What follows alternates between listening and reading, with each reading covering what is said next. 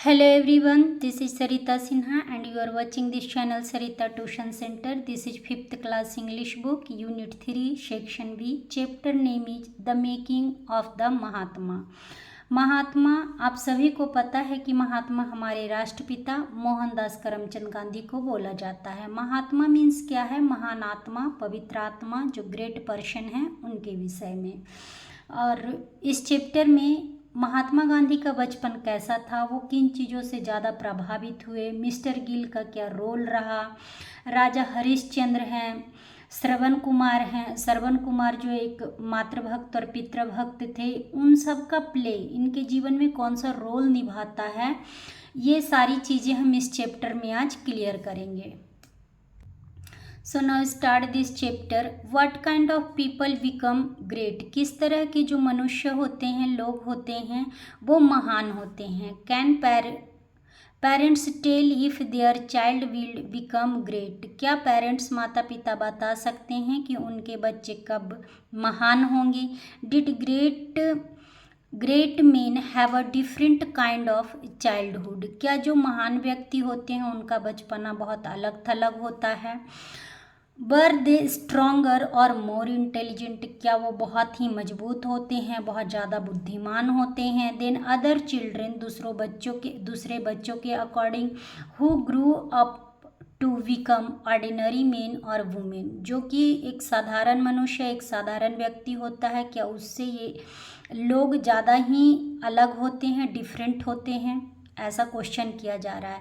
Did they have a different character? क्या उनका व्यक्तित्व अलग होता है? Did they decide to them self what was right and what was wrong and stick to the right word and did?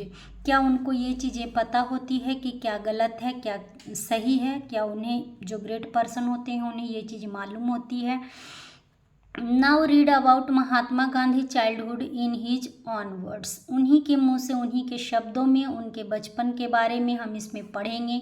Mahatma Gandhi is considered one of the greatest Indian of the 20th century. 20वीं शताब्दी के एक महान व्यक्ति रहे हैं हमारे Mahatma Gandhi. I must have been 7 when my father left Porbandar for Rajkot. यानी कि जो इनके पिता थे, उन्होंने जब पोरबंदर से राजकोट शिफ्ट हुए, तब ये मात्र 7 साल के रहे होंगे। ऐसा ये कह रहे हैं कि मात्र ये 7 साल के रहे होंगे। देर I was put into a primary school and then into a high school when I was 12। उसके बाद वहाँ से जब ये राजकोट शिफ्ट हुए, तब इन्हें प्राइमरी स्कूल में डाला गया और उसके बाद इन्हें हाई स्कूल में डाला गया जब ये 12 साल के थे। As at Porbandar so here there is hardly anything to note about my study. जैसे पोरबंदर में, वैसे ही यहाँ मेरी पढ़ाई के बारे में ध्यान देने योग्य कुछ भी नहीं है। I could only have been a mediocre student. मैं एक मध्यम, मतलब कि जो मेडिओकर मीन्स क्या हो गया, जो एवरेज स्टूडेंट होते हैं, वो थे ये। I do not remember having ever told a lie either to my school teachers और स्कूल मेट्स।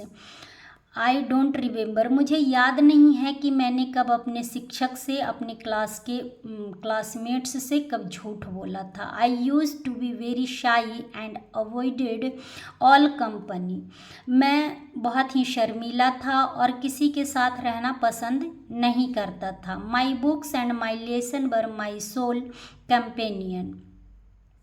जो मेरी किताबें थीं और जो मेरा पाठ था, वही मेरे आत्मा के साथी थे। To be at school at the stroke of the hour and to run back home as soon as the school closed, that was my daily habit. समय होते ही स्कूल पहुंचना और स्कूल बंद होते ही घर भाग जाना, यही मेरी रोज की आदत थी।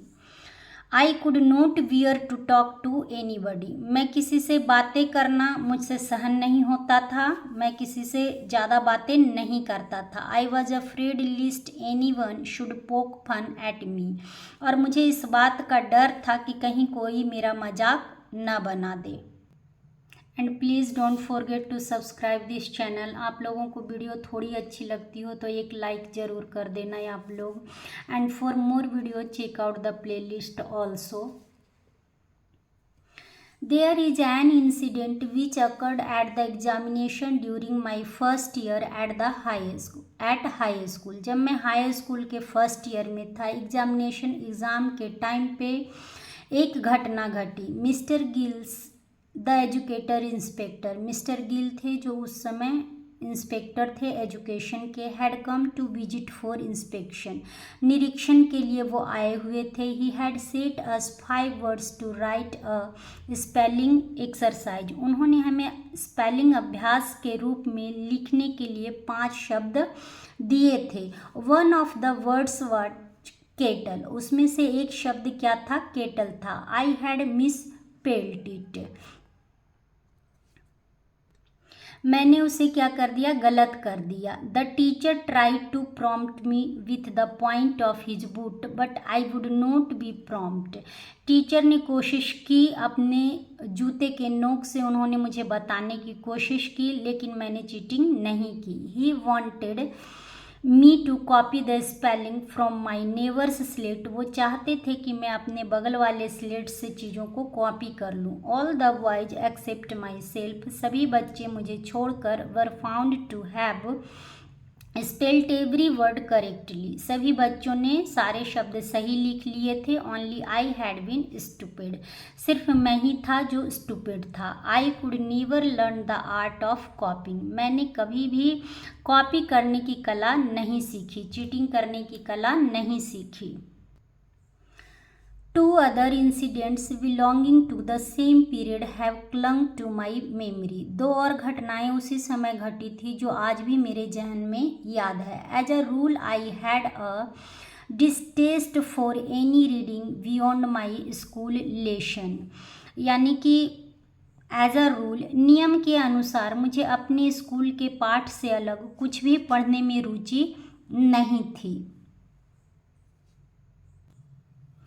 But somehow my eyes fell on a book purchased by my father, Sarwan पितृभक्ति नाटक, लेकिन कैसे भी मेरी नज़र उस किताब पर पड़ी, बुक परचेज, जो मेरे पिताजी वह बुक खरीद कर लाए थे, उस पर मेरी नज़र पड़ी। वह बुक क्या थी? सरवन पितृभक्ति नाटक, a play about Shravan devotion to his parents, एक नाटक था जो सरवन कुमार का जो भक्ति था उनके पेरेंट्स के प्रति, वह एक नाटक था।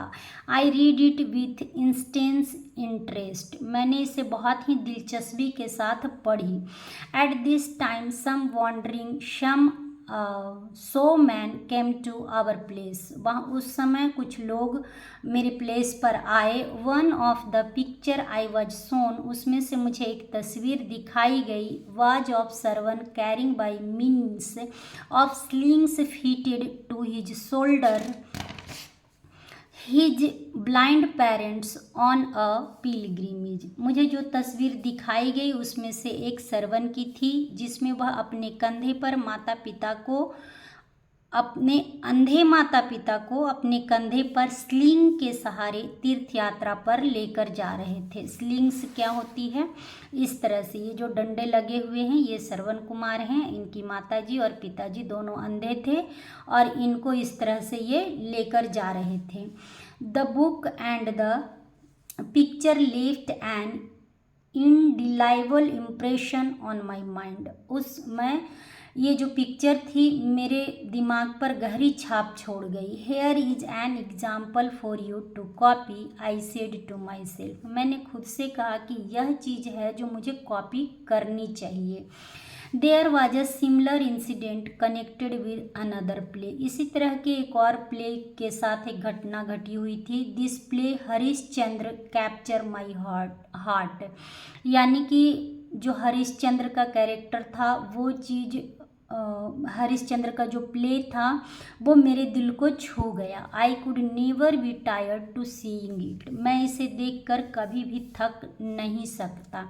आई must have acted Harishchandra to myself times without number. मैं अपने लिए कई बार हरिश्चंद्र का अभिनय किया था। Why should all not be truthful like Harishchandra was the question I asked my self day and night. मैं अपने आप से दिन और रात सवाल करता रहता था कि हर कोई हरिश्चंद्र की तरह सत्य क्यों नहीं होता है। To follow truth and go through all the ordeals Harishchandra went through was the one ideal it inspired in me. सत्य का पालन करना और उन सभी कठिनाइयों से गुजरना जिसमें से गुजरे थे, वह एक आदर्श प्रेरणा थी जिससे मैं प्रेरित